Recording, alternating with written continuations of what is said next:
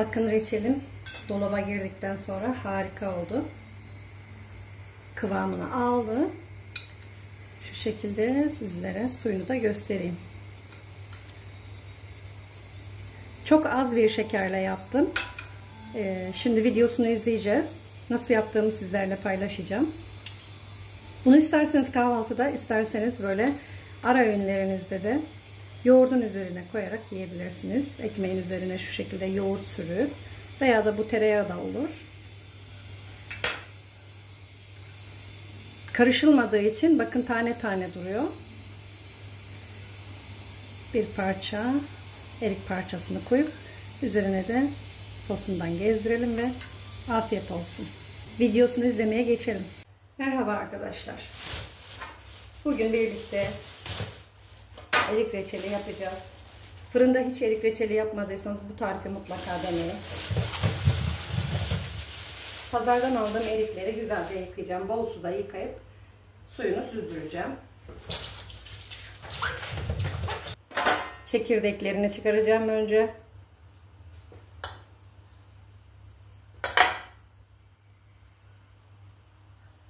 Şu şekilde. Ben olgun erikleri seçtim çünkü az şeker kullanmak istiyorum. Dilerseniz normal eriklerle de yapabilirsiniz. Şöyle kendi etrafında yavaşça çevirirseniz eğer kopması daha kolay oluyor.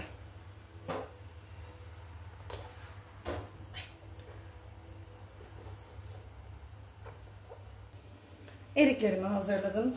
Şekerimi ayarladım. 2 kilo eriğim var. Burada ben yarım kilo şeker kullanacağım. Dilerseniz 1 kilo da kullanabilirsiniz. 2 kiloya 1 kilo şeker diyelim.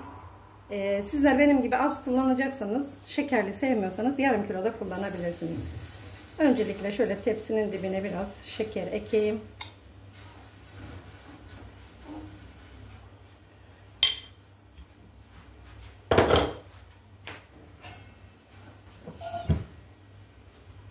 Şöyle birazcık da su ekleyeceğim. Dibine yanmasın diye. Yarım bardak kadar ancak. Eriklerimiz çünkü sulanıyor. Erikler sulandığı zaman fazla su olabilir. O yüzden çok fazla su eklemeyin. Sadece dibine yapışmasın diye ben su koydum. Şöyle erikleri tepsiye diziyorum. Çok fazla karışılmıyor burada. Hatta hiç karıştırmıyoruz. O yüzden erikler daha diri kalıyor. Şu şekilde eriklerin ağız kısmı yukarı gelecek şekilde hepsini diziyoruz. Sıkı sıkı dizebilirsiniz. Çünkü pişince biraz küçülüyor.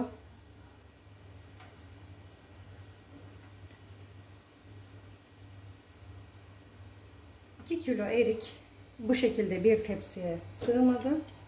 Şöyle üzerine şekerini ekliyorum.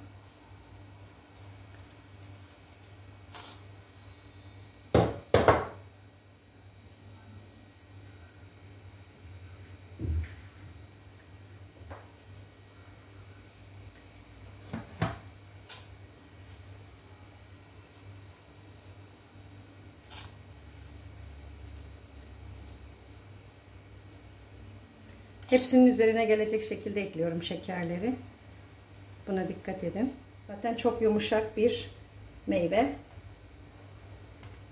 Şöyle üzerlerine ikişer kat da koyabilirsiniz. Dilerseniz de farklı bir tepside yapabilirsiniz. Ama benim eriklerim az olduğu için ikinci bir tepsiyi gerek görmedim. Şöyle çerçeve şeklinde etrafına dizeceğim. Kalan şekerimi de bu şekilde ekliyorum. Dilerseniz 1 saat bekletebilirsiniz. Biraz daha sulansın diye.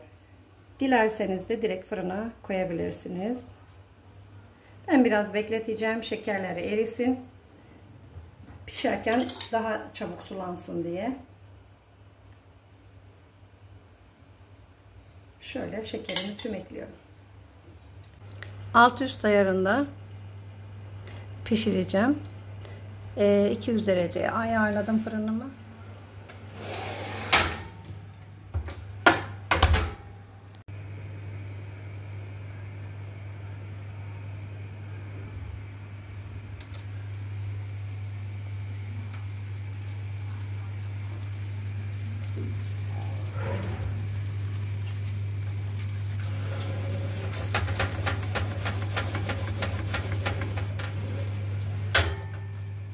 20 dakika sonra dereceyi düşürdüm. 180'e düşürdüm. Reçelim fırından çıktı. Kıvamını göstereyim sizlere. Bakın bu şekilde daha çok sıcak. Karıştırmadığımız için de erikler ezilmediler. Bu şurubu koyulaşıyor. Soğuduktan sonra çok güzel koyulaşıyor. Hiçbir işlem yapmayacağım. Şimdi kavanozlarımın üzerine sıcak su gezdireceğim. Ondan sonra reçellerimi kavanozlayacağım. Kavanozların üzerine böyle fokur fokur kaynayan suyu şöyle her tarafına gelecek şekilde gezdiriyorum. İsterseniz kavanozları sıcak kaynar suyun içine de batırabilirsiniz.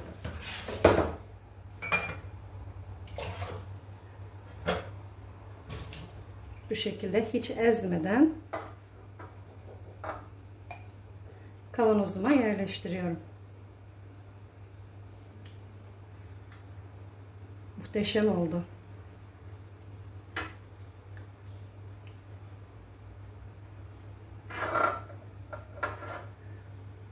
Hiç karıştırma yok, başında durma yok. Kendi kendine pişti. Çok fazla da ezilmedi. Ben olgun seçmiştim eriklerimi. 1 saatten daha kısa bir sürede pişirdim. Eğer çok olgun değilse erikleriniz 1 saat uygun olacaktır.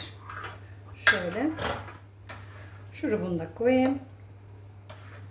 Ben sıcak koyduğum için reçelim vakumlanacak. Dilerseniz soğuduktan sonra da şöyle 3 defa geri, 1 defa ileri ağzında sıkıyoruz.